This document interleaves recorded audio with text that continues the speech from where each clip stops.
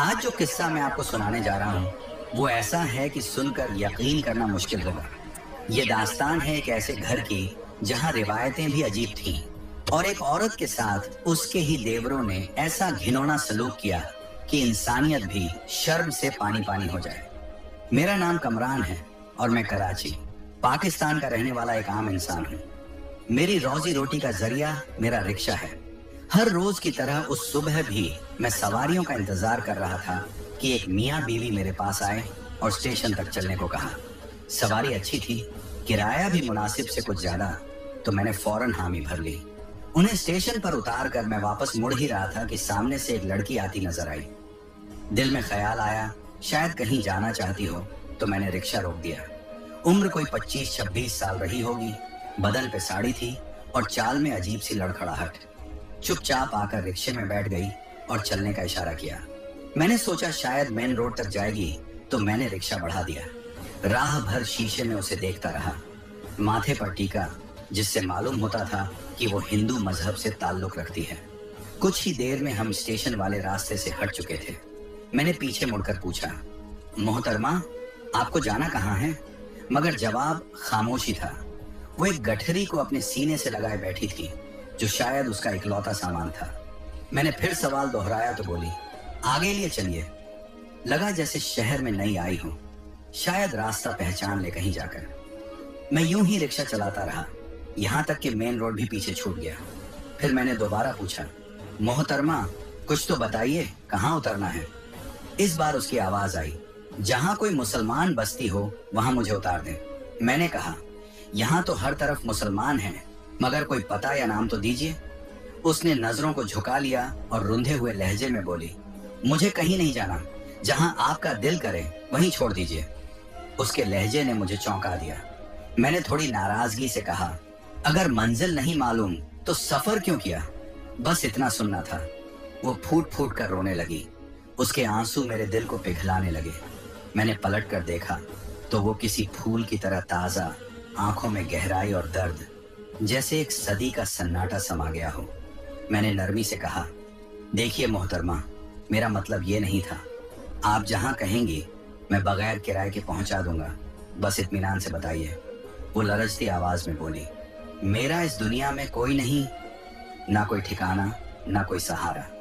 مجھے اپنے ساتھ لے چلیے، چاہیں تو نوکرانی بنا لیجئے، بس 2 وقت کی روٹی دے دیجئے، میں کبھی کوئی شکوہ نہیں کروں گی۔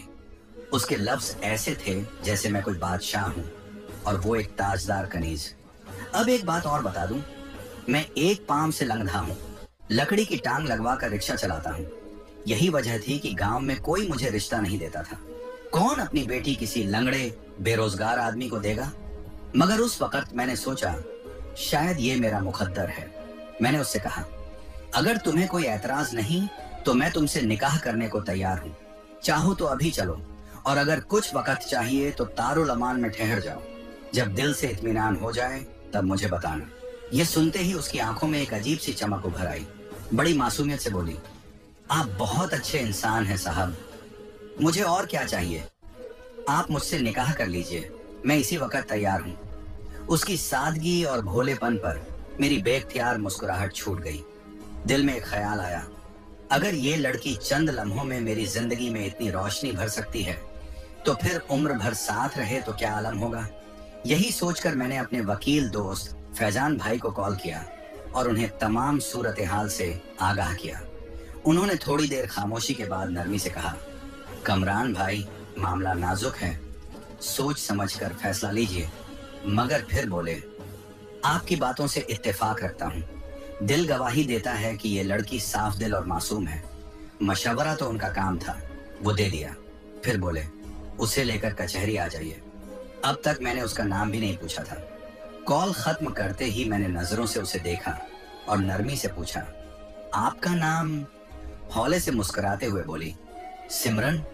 اس کا نام بھی بالکل اس کی طرح سادہ مگر پر اثر۔ میں نے رکشہ موڑا اور 10 منٹ کے اندر کچہری پہنچ گیا۔ وکیل دوست کے چیمبر میں داخل ہوا تو سب سے پہلے انہوں نے مٹھائی کی فرمائش کی، جسے میں نے ہنستے ہوئے نکاح کی دعوت سے پہلے کی میٹھاس کہہ کر ٹال دیا۔ پھر انہیں دوبارہ بتایا کہ میں اس لڑکی سے نکاح کرنا چاہتا ہوں۔ انہوں نے ہمیں دفتر میں بلایا चाय पानी का बंदोबस्त किया, 2-3 दोस्तों को बुलाया और निकाह रजिस्टर ऑफ काजी का इंतजाम भी करवा दिया।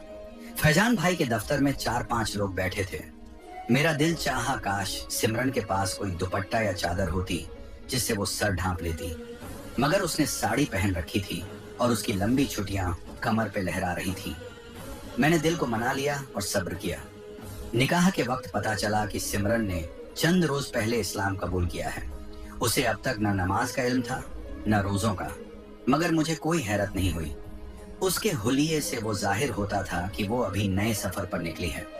फैजान भाई ने एहतियातन एक सवाल किया, क्या आप कुंवारी हैं? उसने जवाब देने के बजाय चुप्पी इख्तियार कर ली। फैजान भाई ने उसकी शर्मोहिया को ही जवाब मान लिया और निकाहनामे की तहरीर मुकम्मल करवा दी। इस तरह हम मियाँ बीवी के मुकद्दस बंधन में बंध गए। उस लम्हे मुझे ऐसा महसूस हुआ जैसे मेरी जिंदगी में एक नया सूरज निकल आया हो। वो लोग जो कहते थे कि मेरी लंगड़ाहट और गरीबी के चलते मुझे कोई बीवी नहीं मिलेगी, अब जब वो सिमरन को मेरे साथ देखेंगे तो यकीनन हैरत में पड़ जाएंगे। मैंने सोच लिया था कल ही रिक्शा से छुट्टी लूंगा और सिमरन को अपने गांव ले जाऊंगा। मैं उसे अपने रिश्तेदारों से मिलवाऊंगा और दुनिया को दिखाऊंगा कि अल्लाह ने मेरे मुकद्दर में भी एक हसीन वफादार बीवी लिखी है जो शक्ल और सूरत में लाजवाब और दिलो जिगर से पाकीज़ा है। निकाह के बाद जो एहसासात होते हैं वो बयान से बाहर हैं। मुझे यकायक सिमरन से मोहब्बत महसूस होने लगी थी। मैंने बाजार से एक शॉल खरीदी, उसे रिक्शा में बिठाया और अपने घर ले आया। घर पहुंचकर मैंने अपने हाथों से चाय बनाकर उसे पेश की। वो चाय पीते ही ताजगी से खिल उठी। मैं खुद भी थका हुआ था, मगर खुशी की शिद्दत ने हर थकान को भुला दिया। मैंने उससे कहा, तुम यहीं ठहरो, मैं तुम्हारे लिए नए कपड़े लेकर आता हूँ। पता नहीं क्यों वो मुझे उन्हीं पुराने कपड़ों में ठीक नहीं लग रही थी। मैं बाजार गया और अपनी जमा पूंजी का करीब आधा हिस्सा सिर्फ सिमरन पर खर्च कर दिया। नए कपड़े, खाने पीने का सामान और कुछ जरूरी चीजें लेकर वापस आया। घर पहुंचा तो देखा वो चुपचाप बैठी थी, मेरी राह देखती हुई। मैंने मुस्कुराते हुए कपड़े दिए और कहा, हाथ मुंह धो लो, तब तक मैं खाना लगाता हूँ। उसने सर हिलाकर हामी भरी और नहाने चली गई। जब बाहर निकली तो उसका हुस्न और निखर आया। मैं बस उसे देखता ही रह गया। वो पहले से कहीं ज्यादा हसीन लगने लगी थी। उसकी शहद सी रंगत, गुलाबी लब और रेशमी जुल्फें जैसे किसी तसव्वुर की तस्वीर हों। जब मैंने उसे भरपूर नजरों से देखा तो वो शर्म से झुक गई। मुझे लगा जैसे किसी फकीर को जन्नत की हूर मिल गई हो। मैंने उसे अपने हाथों से खाना खिलाया, अपनी मोहब्बत की गर्मजोशी उसके सामने पेश की और देखा कि अब उसके चेहरे पर घबराहट की जगह तसल्ली और ताबंदी थी। मुझे खुद यकीन नहीं हो रहा था कि महज 2 घंटे में मेरी तन्हा जिंदगी इस कदर बदल जाएगी। ऐसा लगता था जैसे मैं किसी हसीन ख्वाब में हूँ जिससे जागना भी गवारा नहीं। मेरा वही छोटा सा कमरा जिसमें कभी मैं अकेला रहा करता था, अब वहां मेरी तन्हाई की जगह एक हमसफर का नूर बिखरा हुआ था। मेरे साथ बैठी थी तो मुझे महसूस हुआ कि मैंने शायद दुनिया की सबसे बड़ी नेमत हासिल कर ली है। हमारी रातें और दिन एक खुशियों भरे खुमार में डूबे रहते। मैंने सिमरन का नाम मरियम रख दिया था, एक पाक, रूहानी और मोहब्बत भरा नाम। जब भी मैं उसके खानदान या गुज़िश्ता जिंदगी के बारे में पूछता, वो बात को या तो टाल देती या यूं खामोश हो जाती कि मैं दोबारा पूछने की हिम्मत न कर सकूं। मैं उसे बेचैन नहीं करना चाहता था, इसलिए ज्यादा इसरार भी नहीं किया। मैं वैसे भी मुस्तकबिल या माजी से ज्यादा हालात हाजिर में जीने वाला इंसान हूँ। मैंने अपनी तमाम तवज्जो हमारे रिश्ते पर मरकूज कर दी। एक रोज मैंने मरियम को करीबी पार्क घुमाने ले जाने का इरादा किया। उसने बताया था कि उसका ताल्लुक किसी गैर मजहबी कबीले से है जहां अजीब व गरीब रस्म व रिवाज चलते हैं और औरतों को रेयरली घर से बाहर निकलने दिया जाता है। शहर उसके लिए एक नया जहान था। उसे पार्क ले जाकर मैंने उसकी आंखों में बचपन की मासूमियत और ताजगी देखी। वो झूलों को देखकर मुस्कुराई, मगर उन पर बैठने से हिचकिचा रही थी। मैंने भी जिद नहीं की। हम पार्क से निकलकर एक ढाबे पर बैठे थे कि मैंने महसूस किया एक शख्स हमें बराबर घूर रहा है। उसकी दिलचस्पी मुझसे कहीं ज्यादा मरियम में थी। मैं वैसे लड़ाई झगड़े से गुरेज करने वाला शख्स हूँ और शहर की ये बातें आम हैं, मगर उसका घूरना अब नाकाबिले बर्दाश्त होता जा रहा था। वो शख्स अब फोन पर कुछ लिख रहा था, फिर अचानक फोन कान से लगाकर कहने लगा, हाँ रे छबीला, बहुत बड़ी खबर है तेरे लिए, स्टेशन पे आ, सब बताता हूँ। ये कहकर वो फोन बंद करता है, हमारी तरफ देखना छोड़ देता है और ढाबे से बाहर चला जाता है। मरियम इन तमाम बातों से बेखबर थी, मगर मेरा दिल एक अजीब से बेचैनी और खदशे में गिरफ्तार हो चुका था। हमने जल्दी से खाना खत्म किया और मैं उसे लेकर बाहर निकल आया। रास्ते में मुझे लगा कि कोई हमारा पीछा कर रहा है, मगर जब भी मैं पलट कर देखता सब कुछ आम ही लगता। समझ नहीं आ रहा था कि ये मेरा वहम था या हकीकत। तकरीबन 1 घंटे बाद हम घर पहुंच गए। उस वक्त मगरिब की अजान हो रही थी। मैंने मरियम से कहा कि मैं नमाज पढ़ने मस्जिद जा रहा हूँ और सख्त हिदायत दी, कोई भी आए दरवाजा मत खोलना, अगर मेरा नाम भी ले तो कहना कि नमाज पढ़ने गया हूँ। आधे घंटे बाद जब मैं वापस आया तो मरियम खौफजदा और सहमी हुई थी। उसकी आंखों से आंसू बह रहे थे। मैंने पूछा क्या हुआ, तो वो रोते हुए बोली, आपके जाने के कुछ देर बाद कोई शख्स दरवाजा जोर जोर से पीट रहा था, इतना कि लगा अभी तोड़कर अंदर घुस जाएगा। फिर शायद किसी पड़ोसी ने टोका होगा तो वो चला गया। मैंने उसे तसल्ली दी, शायद कोई बच्चा था जो डराने की कोशिश कर रहा था, या मेरा कोई पुराना दोस्त होगा जो मजाक में ये हरकत कर गया। मेरे कुछ दोस्त वाकई बेवकूफियों की इंतहा कर देते हैं। मैंने पड़ोसियों से दरियाफ्त किया तो उन्होंने बताया कि मेरे मस्जिद जाने के बाद 2 अजनबी लोग आए थे, जिन्हें पहले कभी मोहल्ले में नहीं देखा गया था। लोगों ने उन्हें शक की निगाह से देखा और उन्हें मोहल्ले से खारिज कर दिया। ये सुनकर दिल में हलचल सी मच गई। आखिर वो कौन थे और हमसे क्या चाहते थे? अगली सुबह जुमा था और उस दिन मैं हमेशा घर पर रहता हूँ, क्योंकि जुमे के दिन मैं रिक्शा नहीं चलाता। मेरी नई नवेली दुल्हन को आए अभी 1 महीना भी मुकम्मल नहीं हुआ था। सो हर रोज की तरह उस रोज भी मैं हलवा पूरी लेने के लिए निकला। जब वापस लौटा तो देखा दरवाजे पर वही 2 अजनबी खड़े हैं और पूरे जोश से दरवाजा पीट रहे हैं। मैंने ठंडे लहजे में पूछा, कौन हो तुम लोग? तो झल्ला कर बोले, तूने हमारी छोरी को अपने घर में छुपा रखा है। मैं हैरत अज़दा रह गया। कौन छोरी? मैंने कहा, मेरे घर में तो सिर्फ मेरी बीवी है और उसका नाम है मरियम। वो बोले, हमें सब मालूम है, वो हमारी बीवी है। तूने उसे जबरदस्ती यहाँ कैद कर रखा है। दरवाजा खोल वरना चमड़ी उधेड़ कर रख देंगे। उनका हुलिया भी किसी बदमाश टोले जैसा था। अब जब मैंने उनकी धौंस धमकी देखी तो मेरे भी सब्र का बांध टूट गया। मैंने हलवा पूरी एक तरफ रखी, बाजू चढ़ाए और सख्त आवाज में बोला, अगर हिम्मत है तो ले जाकर दिखाओ मेरी बीवी को। ये मेरा मोहल्ला है और हर कोई मुझे जानता है। अगर ज्यादा जुबान चलाई तो ऐसा पीट पाऊंगा कि टांगों पर चलकर वापस नहीं जा पाओगे। मेरी ये बात सुनते ही उनमें से एक ने मेरी गिरेबान पकड़ ली और बोला, लगता है तू हमें पहचानता नहीं। मेरा नाम छबीला है और मेरे नाम से बड़े बड़े कांपते हैं। मैंने आंखों में आंखें डालकर जवाब दिया, बिना बंदूक के छबीला, मुझसे मत उलझ। जो करना है कर ले, मुझे तुझसे कोई खौफ नहीं। हमारी झड़प और आवाजें सुनकर मोहल्ले वाले इकट्ठा हो गए। लोगों ने देखा कि मामला गर्म हो रहा है तो किसी ने पुलिस को खबर दे दी। कुछ ही देर में पुलिस हमारे दरवाजे पर थी। हालात अजीब हो चुके थे। इन गुंडों को रोकने का और कोई रास्ता न था। पुलिस आते ही ये लोग घबरा गए और भागने लगे, मगर पुलिस ने उन्हें धर दबोचा। पुलिस ने सख्त लहजे में पूछा, किसी शरीफ आदमी को क्यों तंग कर रहे थे? मोहल्ले वालों ने मेरा ही साथ दिया। जवाब में उन्होंने कहा, इसने हमारे कबीले की औरत को जबरन अपने घर में रखा हुआ है। ये सुनकर पुलिस ने लेडी कांस्टेबल को बुलाया और घर की तलाशी का हुक्म दिया। मरियम इस सब मंजर से बुरी तरह डर और मायूसी में डूबी हुई थी। वो कांप रही थी। उसने कांपती आवाज में कहा, मैं इस शख्स की बीवी हूँ, अपनी मर्जी से आई हूँ। मैंने भी निकाहनामा पेश किया और तमाम सबूतों से पुलिस को यकीन दिलाया। पुलिस ने उन बदमाशों को थाने ले जाने का हुक्म दे दिया। उनके जाने के बाद थोड़ी राहत मिली तो मेरे हवास वापस लौटे। मैं सोचने लगा, ये कौन लोग थे? क्या वाकई मरियम का उनसे कोई रिश्ता रहा है? वो ढाबे वाला मंजर याद आया जब एक शख्स हमें घूर रहा था और फोन पर छबीला का जिक्र कर रहा था। आज इस गुंडे ने भी खुद को वही बताया। मैंने दरवाजा बंद किया तो देखा मरियम रो रही थी। उसकी आंखों में आंसू थे, मगर मेरे दिल में मोहब्बत थी। मैंने उसके किरदार पर शुबहा नहीं किया।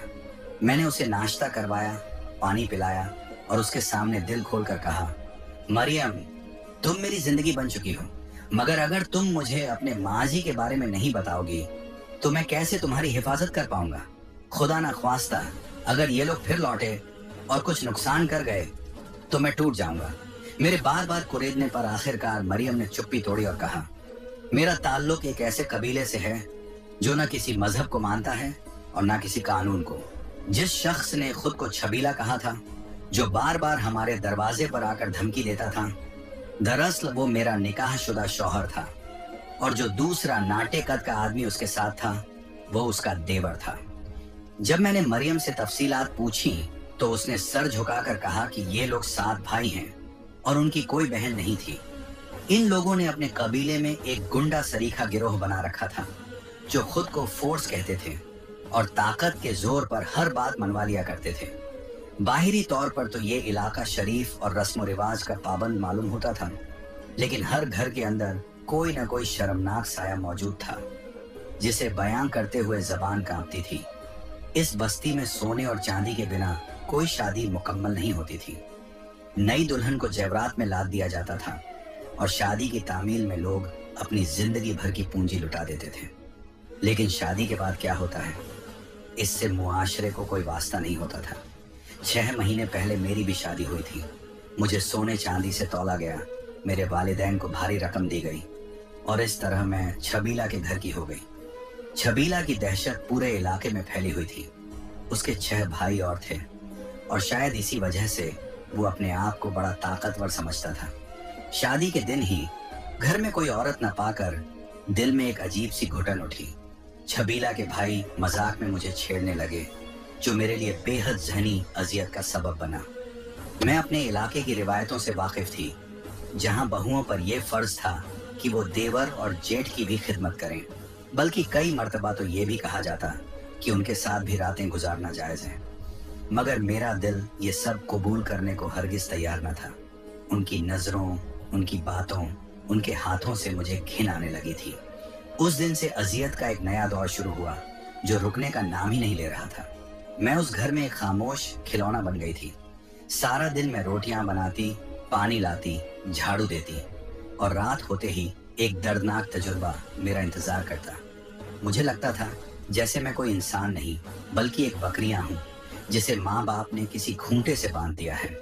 सबसे हैरत अंगेज बात यह थी कि दिन के उजाले में यही लोग मुझे भाभी जान कहकर पुकारते थे और कबीले वालों के सामने शरीफ और मुआज्जिज बने फिरते थे। मैंने एक रोज पड़ोस में रहने वाली एक बुजुर्ग खातून पर भरोसा करके अपना गम बयान किया तो उन्होंने आह भरते हुए कहा, मेरे भी 3 देवर और 2 जेठ थे। मैंने तो कभी एतराज नहीं किया कि मेरा शौहर कौन है। तुम नई नस्ल की लड़कियां अजीब हो। हर औरत पर घर के तमाम मर्दों की खिदमत फर्ज है। तुम्हें औरत होने का मतलब समझना होगा, सहन करना तुम्हारा नसीब है। उनकी बातें सुनकर जैसे मेरी रूह कांप गई। मैंने उनसे पूछा, क्या हर घर में यही बदसलूकी और जुल्म जारी है? उन्होंने सर झुकाकर कहा, हमारे रस्म और रिवाज ऐसे ही हैं और इन्हीं पर तुमको चलना पड़ेगा। शायद यही वजह थी कि लोग लड़की वालों से दहेज में सब कुछ ले लेते थे, मगर शादी के बाद किसी को इस बात की परवाह न होती कि उस लड़की पर क्या गुजर रही है।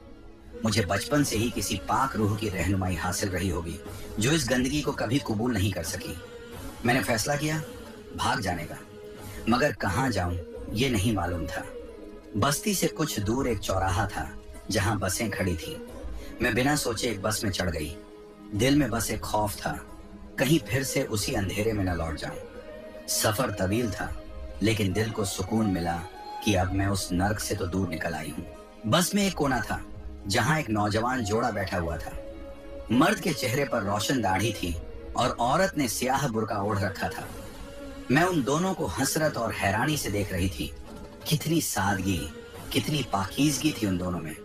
अचानक मेरी नजर सामने वाली सीट पर बैठे एक बेहयाई से भरे मर्द पर पड़ी। वो निगाहें जमाए उस बुर्का पोश औरत को घूरे जा रहा था, मगर जैसे ही उस औरत के शौहर ने उसे देखा, गजब का तूफान उसके चेहरे पर उतर आया। गैरत और हिफाजत की सूरत बनकर वो उस आदमी पर बिजली की तरह टूट पड़ा। उसने उसे खुलकर डांटा और फिर कंडक्टर समेत बस का सारा अमला उस बेहयाई पर चढ़ दौड़ा। आखिरकार उसे बस से बाहर निकाल दिया गया। मैं ये मंजर देखकर हैरत में डूब गई। क्या वाकई कोई मर्द अपनी बीवी की इस कदर हिफाजत कर सकता है? जबकि मेरे इलाके में तो मर्दानगी का मतलब यही समझा जाता था कि अगर कोई औरत दूसरों की नजरों में आ जाए तो उसका मालिक कुछ पैसों के लिए उसे किसी और के हवाले भी कर दे। मगर आज मैंने एक नया मंजर देखा था जो मेरे लिए उम्मीद की शम्मा बन गया। मालूम हुआ कि वो शख्स मुसलमान था। उसी लम्हे मैंने दिल में फैसला कर लिया, अगर शादी करूंगी तो किसी मुसलमान से जो अपनी बीवी को हिफाजत और इज्जत देता है, ना कि बाजार की चीज समझता है। यही वजह थी कि जब मैं आपकी रिक्शा में बैठी तो मैंने कहा था किसी मुसलमान बस्ती में उतार दीजिए। और जब आपसे मुलाकात हुई तो आपकी आंखों में जो सुकून और शराफत थी उसे देखकर मेरा दिल गवाही देने लगा। हाँ, यही है वो शख्स जो मेरी पनाह बन सकता है। आपने जब छबीला से लड़ाई की तो मेरे दिल में एक एहसास तहफ़्फ़ुज़ जागा जो मैं कभी बयान नहीं कर सकती। मैं आपकी दीवानी हो गई, मैं आपकी कर्जदार हो गई हूँ। मेरी गलतियों को माफ कर दीजिए। मैं उम्र भर आपको अपना सरताज बनाकर रखूंगी। अगर कहें तो जान भी दे दूंगी, मगर खुदा के वास्ते मुझे खुद से जुदा मत कीजिए। वाकई इस्लाम कितना अजीम मजहब है जहाँ औरत को सिर्फ इज्जत नहीं बल्कि अमानत समझा जाता है। मैंने मरियम को अपने सीने से लगा लिया और उसे यकीन दिलाया, तुम मेरी बीवी हो, मेरी इज्जत हो और हमेशा रहोगी। तुम्हारी सच्चाई की मैं कद्र करता हूँ, कभी भी तुम्हें अकेला नहीं छोड़ूंगा। इसके बाद मैंने उसे कुरान पाक पढ़ना सिखाया, कलमा ए शहादत याद कराया और नमाज के उसूल भी बताए। अब मरियम पाबंद ए नमाज है। वो अपने अतीत को भूल चुकी है और नई जिंदगी को गले लगा चुकी है। हमने वो पुराना इलाका छोड़ दिया और एक नई जगह, नई शुरुआत की। उसके आने के बाद मेरी जिंदगी में बरकत ही बरकत हो गई। पहले एक रिक्शा था, अब 4 रिक्शे हैं। अच्छी खासी आमदनी है, रोजगार में तरक्की हो रही है। मुझे पूरा यकीन है ये सब अल्लाह का करम है जो मुझे मरियम के नसीब से नसीब हुआ। अगर मैंने उसे ठुकरा दिया होता या उसके साथ बेरुखी की होती तो शायद ये सब कद्र भी मुझसे दूर हो जाता। आज वो मेरे साथ खुश हैं, मुतमिन हैं। हमारे 2 प्यारे बच्चे हैं, 4 रिक्शे हैं और एक पाक मोहब्बत से भरी जिंदगी। दुआ है कि अल्लाह हमारी जोड़ी को सलामत रखे।